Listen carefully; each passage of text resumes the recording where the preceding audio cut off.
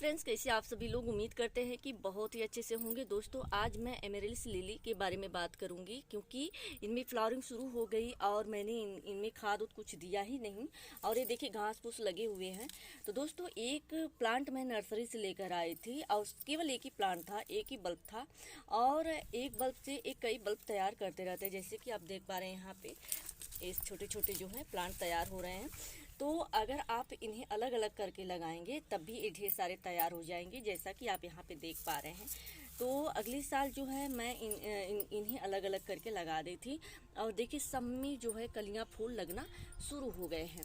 तो जैसे समर शुरू होता है दोस्तों, वैसे ही इनकी ग्रोथ बहुत ही अच्छी होती है। इनकी बड़ी बड़ी पत्तियाँ देखिए कितनी प्यारी लग रही हैं। इनकी कई वैरायटी होती है, फ़िलहाल मेरे पास तो एक ही है और ढेर सारे बल्ब बन चुके थे तो मैंने अलग अलग लगा दिया। और इनमें देखिए घास फूस लगे हैं, मैं इनमें जो है खाद उद कुछ भी नहीं दी थी, अगली साल का वैसे पड़े हैं। लेकिन अब देखिए इनमें जो है समय से कलियां फूल लगना शुरू हो गए हैं। तो दोस्तों, ये जो प्लांट आप देख रहे हैं फूलों वाला, ये बल्ब से तैयार होते हैं और मैं आपको बताऊं कि बहुत ही कम केयर करनी पड़ती है। ना ज़्यादा खाद देना पड़ता है और ना ही ज़्यादा पानी। लेकिन हाँ, समर की तेज़ धूप से इन्हें बचाना ज़रूरी होता है, नहीं तो जो इनकी हरी हरी पत्तियाँ हैं सब जो है ना झुलसने लगती हैं। और अगर हम खाद की बात करें दोस्तों, तो खाद चाहे गोबर की खाद दीजिए या तो वर्मी कंपोस्ट दीजिए। अगर आप लिक्विड फर्टिलाइज़र में देना चाहते हैं तो उन्हें लिक्विड के रूप में तैयार करिए। केले का बना हुआ लिक्विड फर्टिलाइज़र दे सकते हैं, चाय की पत्ती का दे सकते हैं, अंडे के छिलके को भी आप दे सकते हैं। तो ये सब चीज़ें ऑर्गेनिक है और इनके लिए बहुत ही ज़्यादा फ़ायदेमंद होती है। तो दोस्तों, गुड़ाई तो करना थोड़ा मुश्किल हो जाता है, क्योंकि अगर हम गुड़ाई करते हैं तो कहीं इनके बल्ब में जो है जैसे टच ना हो, नहीं तो बल्ब धीरे धीरे ख़राब होने लगते हैं। तो सबसे ज़्यादा ज़रूरी होता है दोस्तों कि इनमें जो भी घास फूस है आप निकाल लीजिए और जो भी इनकी पत्तियाँ इस तरह से सूखी है सबको निकाल लीजिए। और अगर गमले में गैप है, जगह है, तब आप अच्छी तरह से हल्की हल्की गुड़ाई कर सकते हैं, नहीं तो मत करिए। और रही खाद देने की बात, तो आप जो है ऑर्गेनिक खाद दीजिए। फिर उसके बाद 2-4 घंटे की धूप इनके लिए काफ़ी है दोस्तों। गर्मी की तेज़ धूप से ना ये थोड़े से बेकार हो जाएंगे। और पानी देने की अगर हम बात करें ना, तो पानी मिट्टी को चेक करके देना है। अभी देखिए सूर्य नहीं निकले थे ना, सूर्य भगवान नहीं निकले थे, सुबह में पानी दिया गया था। और क्योंकि कई दिन से इनकी मिट्टी काफ़ी सूख गई थी और टाइम नहीं मिला, तो सूर्य निकलने से पहले मैंने इनमें पानी दे दी थी।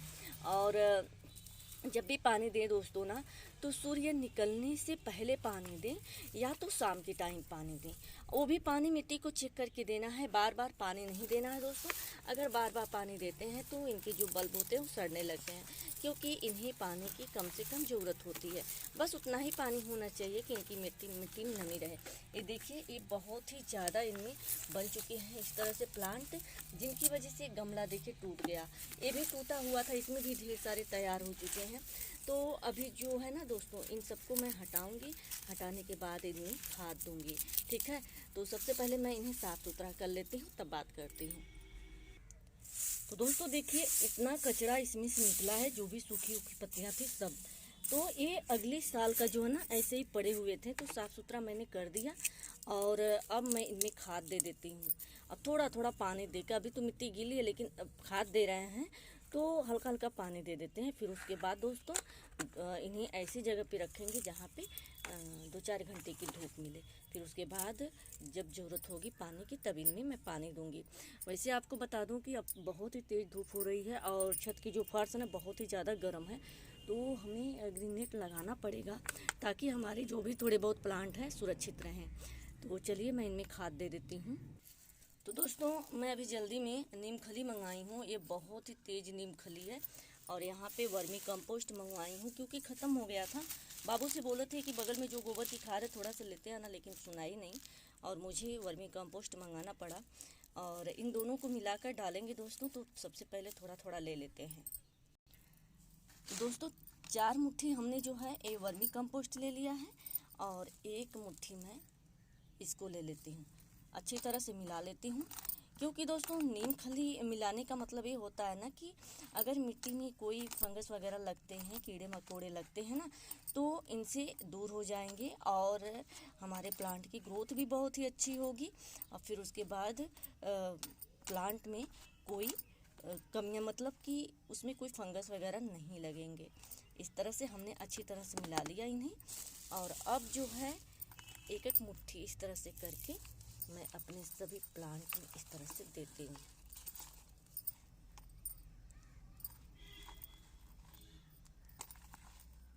इस तरह से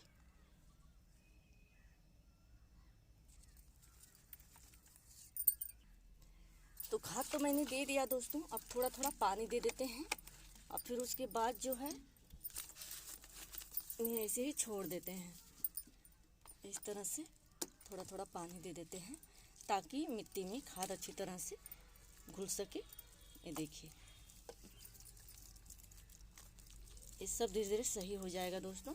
और मैंने इनमें खाद दिया ही नहीं था, ऐसे ही पड़े थे। और देखिए अपने आप जो है इनमें फ्लावरिंग शुरू हो गई, क्योंकि इनका सीजन आ चुका है।